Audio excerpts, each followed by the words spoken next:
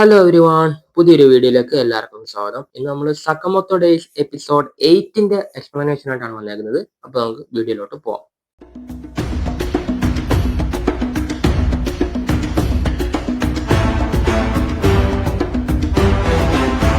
Episode തുടങ്ങുന്നത് super മാർക്കറ്റിലെ scene കാണിച്ചുകൊണ്ടാണ്. അച്ഛനെ കാണാത്തതുകൊണ്ട് സക്കമോത്തോയുടെ മകള് അവിടെ കരയുന്നുണ്ടായിരുന്നു. കുഞ്ഞിനെ സ്നൈപ്പർ ബോയ് ആശ്വസിക്കാൻ ശ്രമിക്കുന്നുണ്ട്. മോളുടെ അച്ഛനെ ഞാൻ കൊണ്ടുവരാമെന്ന് പറഞ്ഞ് അവൻ അവിടെ നിന്ന് ഇറങ്ങി. ഇതേ സമയം അങ്ങ് ലാബില് സകമൊത്തോയും മറ്റേ സൈക്കോ ഡോക്ടറുമായിട്ടുള്ള ഫൈറ്റ് നടക്കുകയാണ്. ഫൈറ്റിനിടയിൽ ഷിന്നിന്റെ കഴുത്തിൽ കുത്തിയ പോലുള്ള ഒരു സ്പ്രിങ് സക്കമോത്തോയുടെ കഴുത്തിലും കുത്തുന്നുണ്ട്. അതോടുകൂടി സക്കമോത്തോയുടെ ചലനങ്ങളെല്ലാം വിപരീതമായി പ്രവർത്തിക്കാൻ തുടങ്ങി. അതായത് സൈക്കോനെ ഇടിക്കാൻ ശ്രമിച്ചാൽ ഇടി കൊള്ളുന്നത് ഷിന്നിനായിരിക്കും, ഷിന്നിനെ ഇടിക്കാൻ ശ്രമിച്ചാൽ കൊള്ളുന്നത് സൈക്കോക്കും. ബുദ്ധിമാനായ സക്കമോത്തോ സൈക്കോയെ ഇടിക്കുന്നതിന് പകരം ഷിന്നിനെ ഇടിക്കാനായി ശ്രദ്ധ. അപ്പോൾ സ്വാഭാവികമായും ഇടികൊള്ളുന്നത് സൈക്കോക്കായിരിക്കുമല്ലോ. ഇത് കഴിഞ്ഞ് പിന്നെ കാണിക്കുന്നത് ലാബിലുള്ള ജയിലിലെ സീനായിരിക്കും. അവിടെ ലോയും ലാബിലെ ഡയറക്ടറുമായിട്ടുള്ള സംസാരമാണ് നടക്കുന്നത്. അസാസിൻസ് ലാബ് കയ്യേറിയതോടെ ഡയറക്ടറിനെ അവരെ പിടിച്ച് ജയിലിൽ അടക്കുകയാണ് ഉണ്ടായത്. സംഭാഷണത്തിന്റെ ഇടയിൽ ഷിന്നിന്റെ കുട്ടിക്കാലത്തെ കുറിച്ച് ഡയറക്ടർ ലോയിനോട് പറയുന്നുണ്ട്. ഷിന്നിന്റെ ഈ അവസ്ഥയ്ക്ക് കാരണം ഞാനാണെന്നും എന്റെ കണ്ടുപിടുത്തം ഇല്ലായിരുന്നെങ്കിൽ അവൻ ഇന്ന് സാധാ മനുഷ്യരെ പോലെ ജീവിക്കുമായിരുന്നെന്നും ഡയറക്ടർ ലോയിനോട് പറയുന്നുണ്ട്. ഡോക്ടറിന്റെ ഒരു അടുത്ത കൂട്ടുകാരനാണ് ഷിന്നിന്റെ അദ്ദേഹത്തിന്റെ അടുത്ത് ഏൽപ്പിച്ചത്. അന്ന് ഷിന്നിന് 5 വയസ്സായിരുന്നു പ്രായം. പിന്നീട് അങ്ങോട്ട് ഷിന്നിനെ വളർത്തിയത് ഈ ഡോക്ടറായിരുന്നു.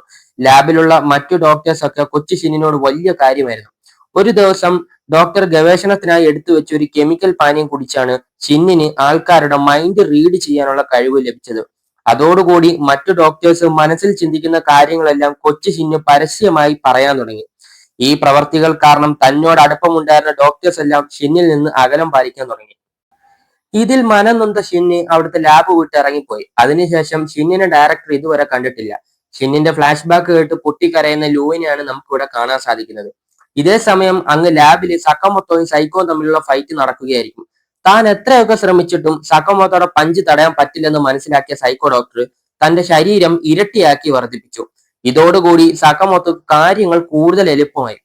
പിന്നെ അവിടെ മാരണ ഇടിയായി. സക്കമൊത്തോ അവന്റെ മോന്ത ഇടിച്ചു നോക്കി തലങ്ങും വിലങ്ങും അടിക്കാൻ തുടങ്ങി. അവസാനം ഒരു ഹാർഡ് പഞ്ചിലൂടെ സക്കമൊത്തോ അവനെ ഇടിച്ചു തെറിപ്പിച്ചിട്ടു. അടിയെല്ലാം കഴിഞ്ഞ് ഡോക്ടേഴ്സ് എല്ലാരും കൂടി വന്ന് ഷിന്നിനോട് സോറി പറയുന്നുണ്ട്. പിന്നീട് അവര് ലൂവിനെ അന്വേഷിച്ച് സെല്ലിലേക്ക് പോയി. പോകുന്നതിന്റെ ഇടയിലായിരിക്കും സക്കമൊത്തോ ഒരു ട്രാപ്പിൽപ്പെട്ട് അടിയിലേക്ക് വീഴുന്നത്. ഈ സംഭവങ്ങളെല്ലാം കഴിഞ്ഞ് അങ്ങ് ബേസ്മെന്റിൽ നമ്മുടെ ശിശിബായും ഒസറാക്കിയും കൂടി കുറെ അസാസിൻസിനെ അങ്ങ് തീർത്തിരിക്കുന്നതായി കാണാം. അവരുടെ ലക്ഷ്യം ഈ അസാസിൻ ഗ്രൂപ്പിന്റെ ബോസിനെ വധിക്കുക എന്നതാണ്. ഇവരുടെ ഈ സംസാരം നടക്കുന്നതിന്റെ ഇടയിലേക്കായിരിക്കും സക്കമോത്തോ വന്ന് അസാസിന്റെ തലയിലേക്ക് വീഴുന്നത്. സക്കമോത്തോ, ഇവനെ ഞാൻ നിങ്ങൾക്ക് വിട്ടു വന്നിരിക്കുന്നു എന്ന് പറഞ്ഞ് ശിശിബായും ഒസറാക്കിയും അവിടെ നിന്നും മടങ്ങി. പിന്നെ ഇവര് തമ്മിലുള്ള ഫൈറ്റായി പിന്നീട്. അതേസമയം അപ്പുറത്ത് ഷിന്നും മറ്റേ ഇൻവിസിബിൾ ബോയും തമ്മിലുള്ള ഫൈറ്റ് നടക്കുന്നുണ്ടാകും. എതിരാളി അദൃശ്യനായതുകൊണ്ട് ഷിന്നിന് അധിക നേരം അവന്റെ ഇടി താങ്ങാൻ പറ്റുന്നുണ്ടായിരുന്നില്ല. അപ്പോഴാണ് അവന്റെ നേർക്ക് വെടിയുണ്ടകൾ തുളച്ചു കയറുന്നത്. അത് നമ്മുടെ സ്നൈപ്പർ ബോയ് ആയിരുന്നു. ഇവിടെ നിന്ന് നമ്മുടെ ഈ എപ്പിസോഡ് ഇവിടെ അവസാനിക്കുകയാണ്. ലാബിന് ഇനി എന്താണ് സംഭവിക്കാൻ പോകുന്നതൊക്കെ അടുത്ത എപ്പിസോഡിലായിരിക്കും കാണാൻ സാധിക്കുക. ഇതുപോലുള്ള ഒരുപാട് എക്സ്പ്ലനേഷൻ വീഡിയോസ് നമ്മൾ ഇനി ഈ ചാനലിൽ അപ്ലോഡ് ചെയ്യുന്നതായിരിക്കും. അതിനാൽ നിങ്ങൾ മറക്കാതെ സബ്സ്ക്രൈബ് ചെയ്യുക. അപ്പൊ പുതിയൊരു വീഡിയോ ആയിട്ട് കാണുന്നതായിരിക്കും. ബൈ.